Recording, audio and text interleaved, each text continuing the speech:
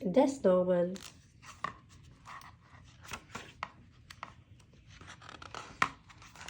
It was morning, and as soon as he opened his eyes, he saw the bright white yellow coming through the window. James knew it would be a magical day. It was snowing. He never dressed so quickly, hardly time for breakfast.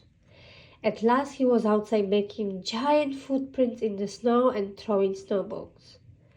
He began to roll a huge snowball and suddenly had an idea. The best thing to do would be to make a snowman.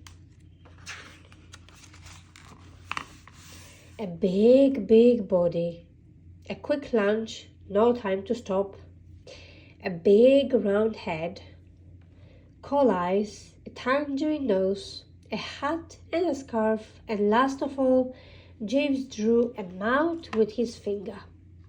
His snowman was finished. His snowman was smiling.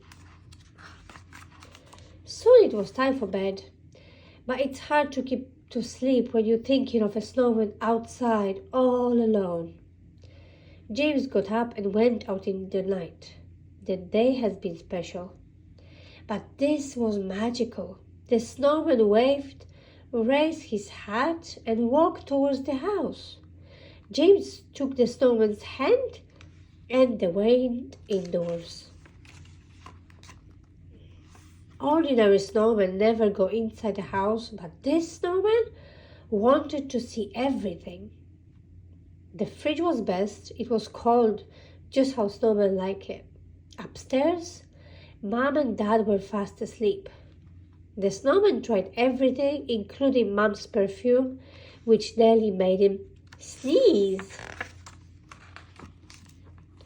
The snowman danced to a music box and played with James's toys. Mom and Dad didn't wake up. Back outside, they rode through the fields and forests on Dad's motorbike. But the snowman needed to be cold, and the motorbike made his legs very hot. So James took the snowman to the big freezer, and soon the snowmen were mended.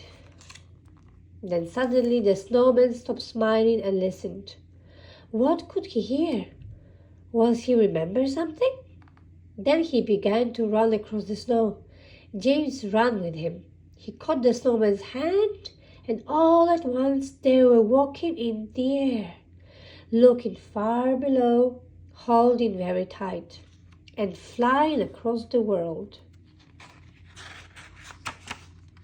When at last they had landed, the snowman led James through dark woods, until they came upon the most amazing sight that James could ever have imagined.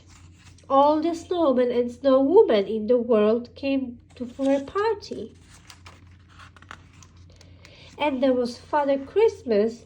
He gave James a present and a hug. Then they all ate and drank and danced until it was time to go home. They flew back to the same way they had come. And soon they landed safely in James's garden. The snowman stood where James had first made him. But then James ran back, gave him a last hug, and whispered, "Thank you." Next morning the sun was shining. James leapt out of the bed, rushed down the stairs, and out through the door to see his very special snowman. He couldn't believe it his eyes as he walked towards a heap of melted snow and a hat, a scarf, a tangerine, and some pieces of coal. Had he been dreaming?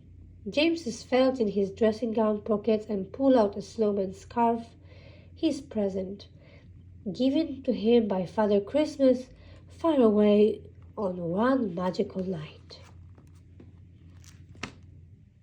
James built a snowman which, for one magical night, comes to life. This heartwarming story is illustrated with pictures from the film of Raymond Briggs, The Snowman.